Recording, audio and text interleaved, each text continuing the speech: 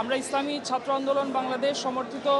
সচেতন শিক্ষার্থী সংসদের পক্ষ থেকে আমাদের পূর্ণাঙ্গ প্যানেলে আমরা চাকসু নির্বাচন করছি। আমি বিপি পদপ্রার্থী, আমার পাশে আছেন আমাদের জিএস পদপ্রার্থী।